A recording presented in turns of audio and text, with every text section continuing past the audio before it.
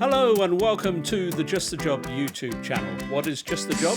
Well, it's a careers program, and you never know, by watching these programs it might inspire you to a new career direction. And today the direction is up because we are flying high. We're taking young Matthew all the way from Auckland here down to the Ohakea Air Base in central North Island of New Zealand to find out what's involved in becoming a pilot with the New Zealand Air Force. Ohakea Air Base is the home of pilot training for the Royal New Zealand Air Force. Whether you want to fly fixed-wing aircraft or helicopters, this is where you'll earn your wings.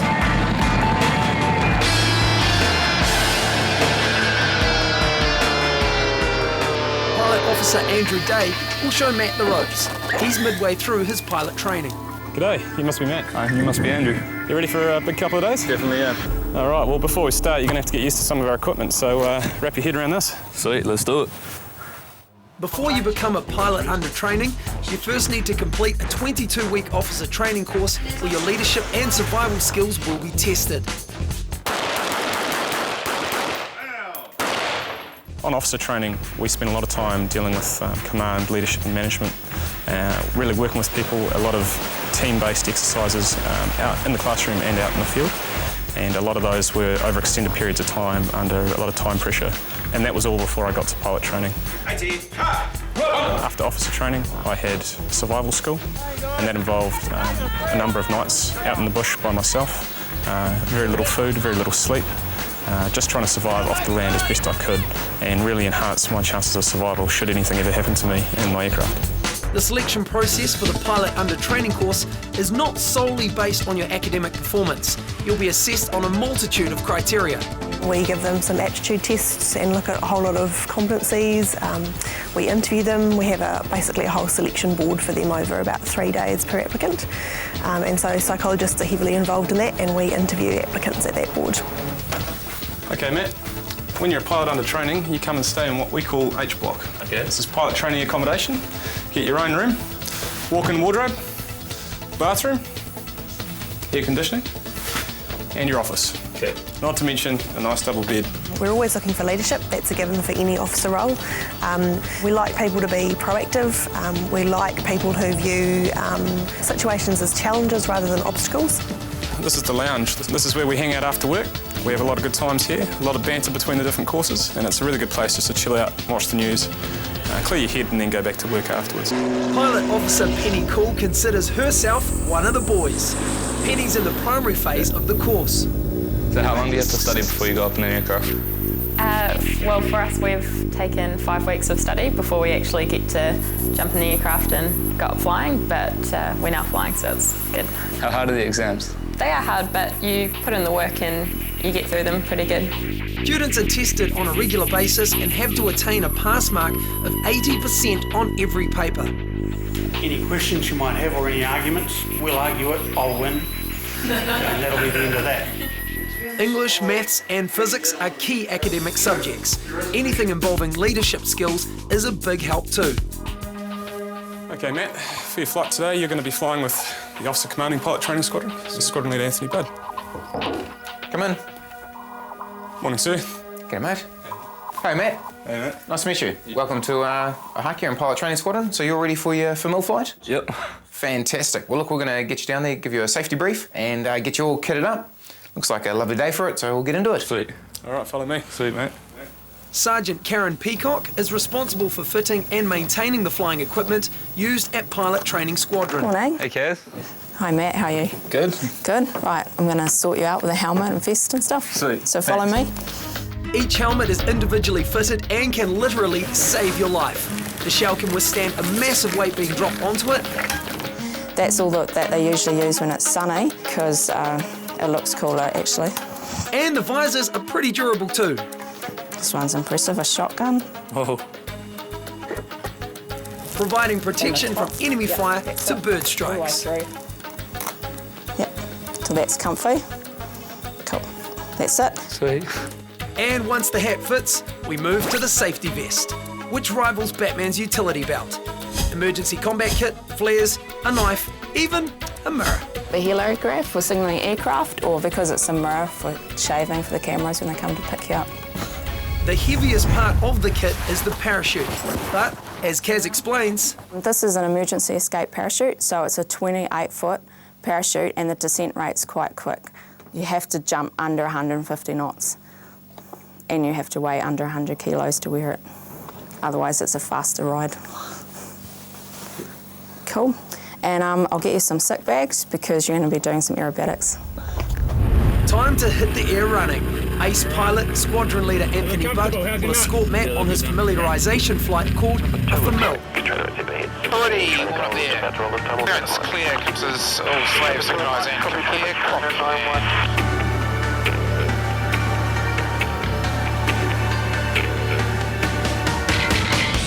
You'll be able to see out to the side there, mate. Those boys are just starting on our wing, so just on our right-hand side there.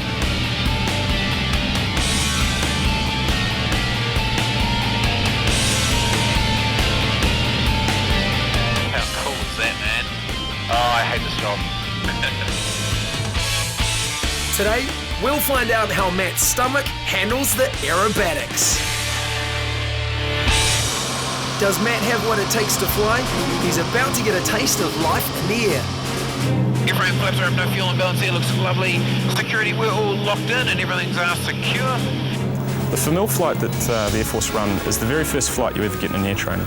They call it the only free flight you'll ever get, and that's because it gives you a taste of what's to come. And it's really to whet your appetite, and that famil flight involves everything they can think of, and as many aerobatics as you can handle without throwing up. Here we go.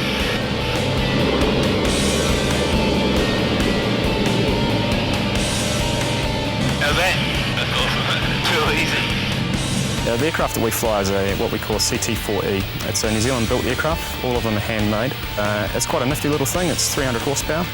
It's a tricky little thing to fly, but once you get the hang of it, it can be a lot of fun. Yeah, mate, we're just going to go into the vertical and then slide back down. Here we go, bro. Oh, this will be good, bro. Woo-hoo! Oh, lovely. How's that? That was good. Have you ever experienced zero G? How's that work? There's a weightlessness, so what the old astronauts... No, not really. Holy crap, what the hell? Pretty cool, eh? That's looking... Clearly, Matt is made of cast iron stuff and is buzzing from the experience. That was me. Shame about Chuck Moody, our cameraman. But the Air Force is not just about flying. Sport and recreation play an important part. Teamwork's really important for what we're doing in pilot training, because later on we're going to start operating aircraft that have more than just one person at the controls. You're going to be responsible for a whole crew, and also that of your passengers and any cargo that's on board.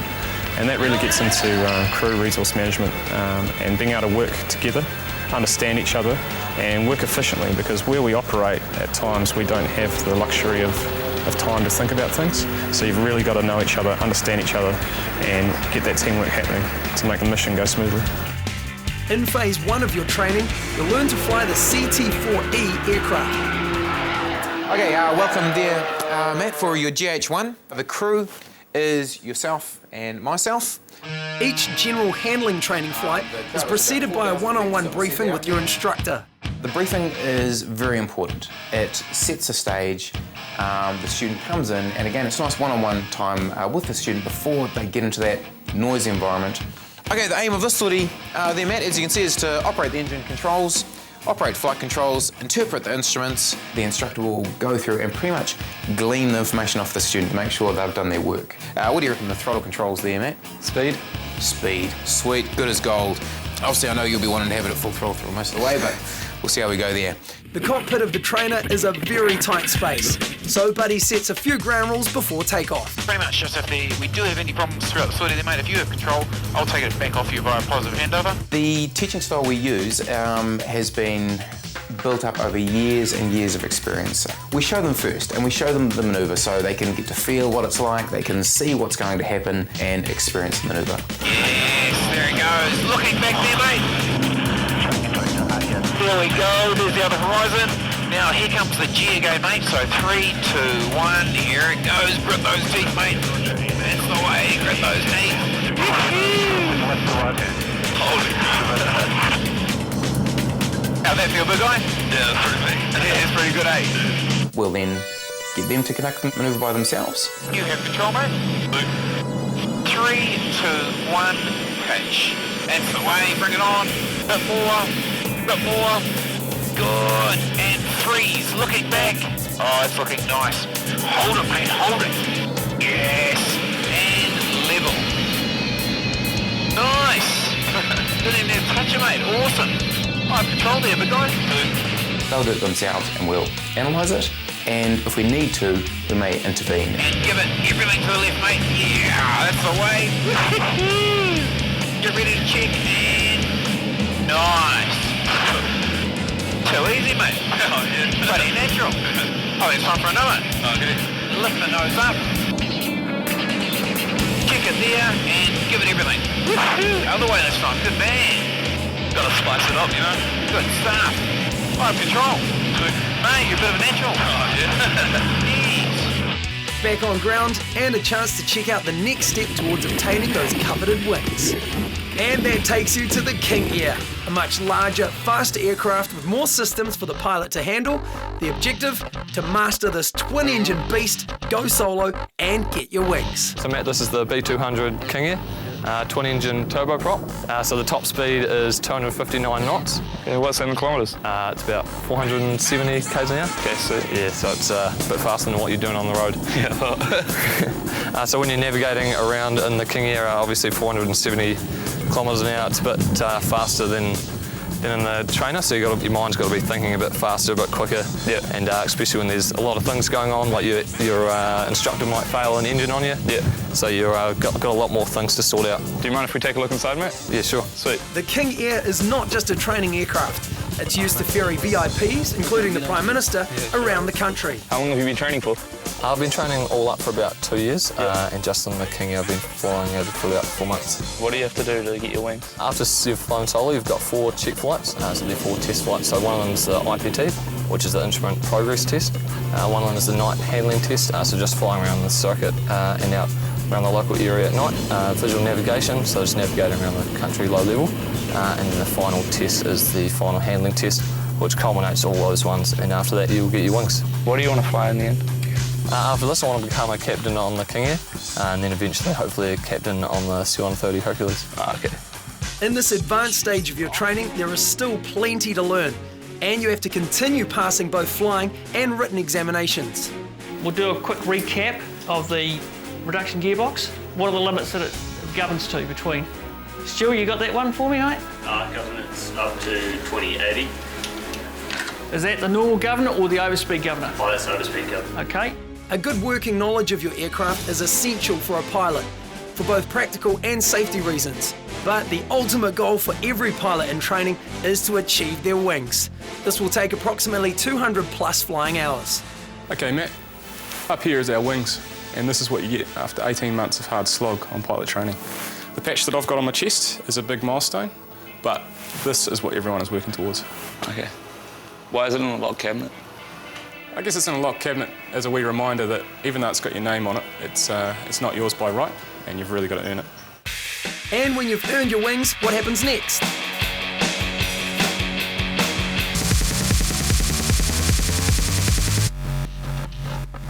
After attaining your wings, you'll then undergo a conversion training course. You can opt to fly helicopters with 3 Squadron or the bigger fixed-wing aircraft. If you are assigned to fixed wing, then you will complete a further 18 months consolidation flying with 42 Squadron in the King Air before moving on to the Hercules, P-3 Orion or the Boeing 757. Flying helicopters is a completely different kettle of fish and a new skill set to master. All right, Matt, once you get your wings, if you're going to fly helicopters, you need to use some of our training facilities. Right here is the virtual interactive procedural trainer. If you want to step in there, AJ will tell you all about it. Sweet. Okay, VIPT is the first training tool that we've got to teach pilots to become helicopter pilots. The virtual interactive procedural trainer allows the trainee pilot to familiarise themselves with all of the operational controls of the helicopter. Red is bad, you need to do something about that reasonably quickly. Yellow's keep an eye on it, and green's all good. Pilots gain an understanding of the instrumentation on touchscreens before jumping into the real thing. All right, Matt, what you're going to see now is the Iroquois Simulator. This is where all the pilots who fly the Iroquois come to train from time to time and really hone their skills before they go out and do it for real. Okay. Hamish Reichardt was a pilot under training in 2006. He's now a fully qualified Iroquois pilot. I joined up at 17, went straight through to officer training and then started my wings course from there. But no, I'm enjoying helicopters at the moment. Would like to fly the bigger ones that we get, but who knows what will happen.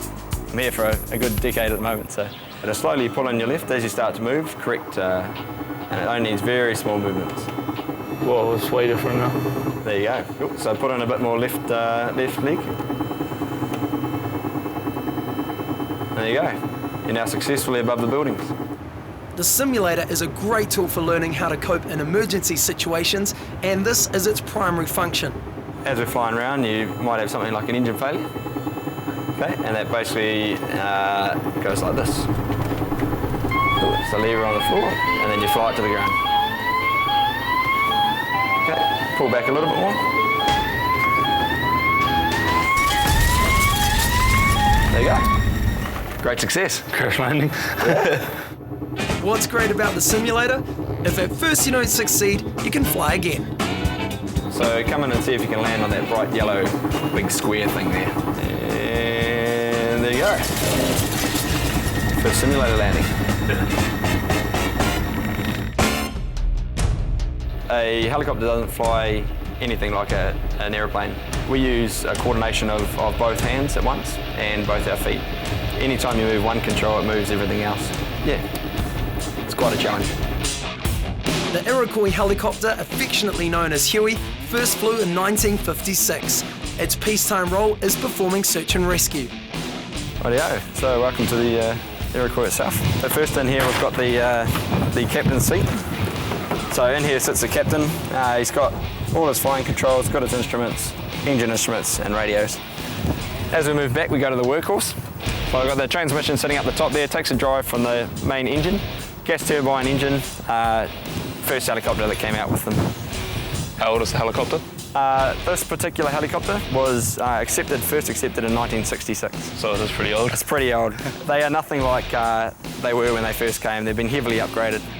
Despite numerous upgrades to keep the Huey current, it's now being phased out and replaced by the NH90, an advanced medium utility helicopter. Yeah, showing you as much as we can. The other side's just the same. Okay. So yeah.